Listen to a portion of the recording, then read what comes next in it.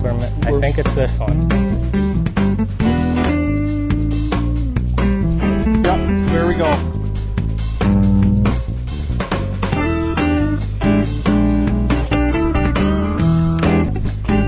Grab them. I got it.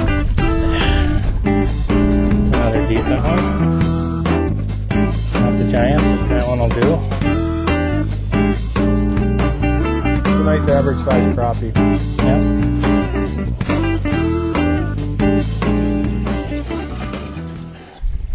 Yeah, last week I was talking with Tony Rizzo. I was up looking for crappies, and water seemed to be a little cold, and Tony said 60 degrees was the magic mark. What do you think about that? I would agree with that. I'd say it starts at 55 and goes right up to 60, up through 62. You know, any colder than 50, they're not going to be in the shallows yet, I believe.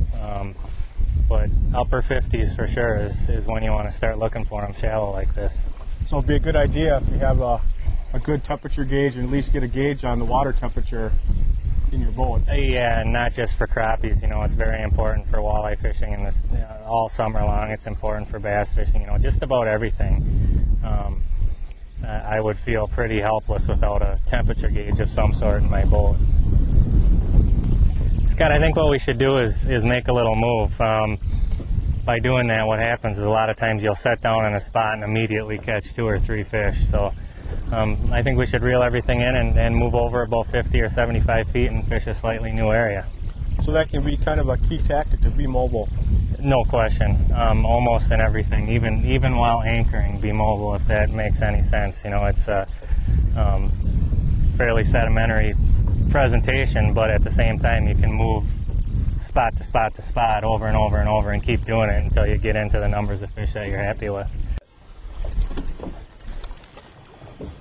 Basically what we do is I kind of pull into the front of the weed bed where I want to fish, and then I use my electric motor and I pull straight into the wind. And you know, once I feel that I'm about the right distance or a cast away from the weeds, I'll throw my anchor out and let the boat settle in. And usually you should let your boat settle before you cast anything out, because a lot of times the boat will shift right and left before it finally settles in on where it's going to stay. Another way to get around that's to anchor your boat sideways with 2 anchors, one in the front, one in the back. And that, you know, a lot of guys will do that. I like using one ball in the anchor because you actually are fishing a little bit bigger area that way.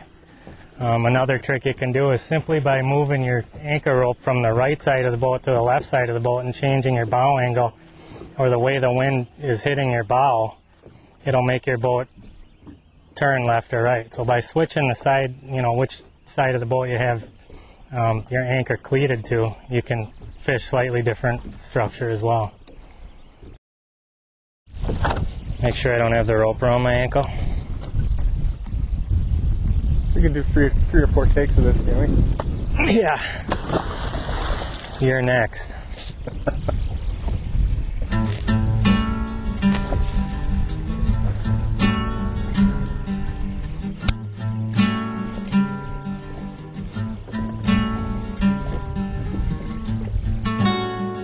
Back in business.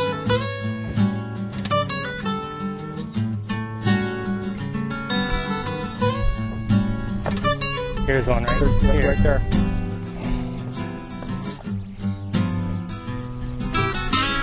Got him? Got him.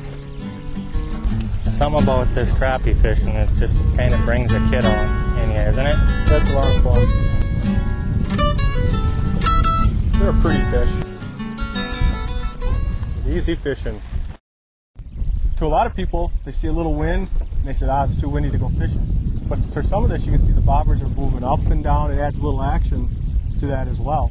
Yeah, you know, no question, Scott. One of the biggest mistakes that I see people making is they go out and they fight the wind a little bit and they get tired. You know, it's tiring. You know, it's blowing in your face. The boat's rocking around, and it can be very difficult to have precise boat handling in a wind like this. And you see those people run to the calm bay or to the calm shoreline, which in my opinion, as a walleye fisherman, is the biggest mistake someone could make. I always fish the windy side of the lake.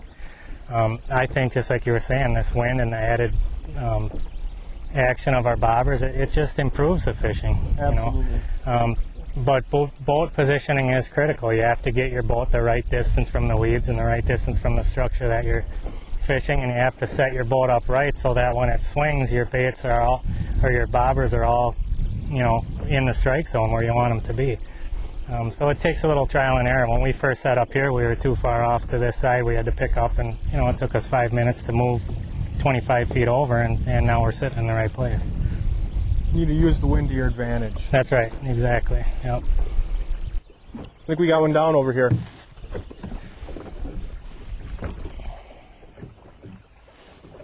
Got him? Got him. Oh, there's a nice one. There's a dandy. You get him. There we go. There's a nice slab.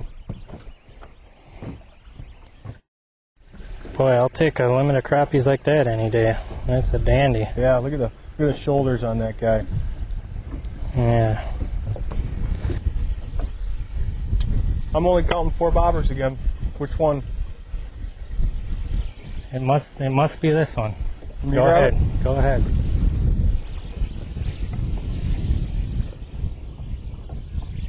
Oh, this one feels heavy. That one's bent. What do you got there? I'm not sure. Hey, look at that, a bonus fish. Let me get the net for that one. Walleye. That's another good eater. Take that one home. Well, you got a mixed bag mixed right in with these. You got the crappies, you got some pike, and you get a bonus walleye every now and then. Yep. Put that one in the well. Yeah.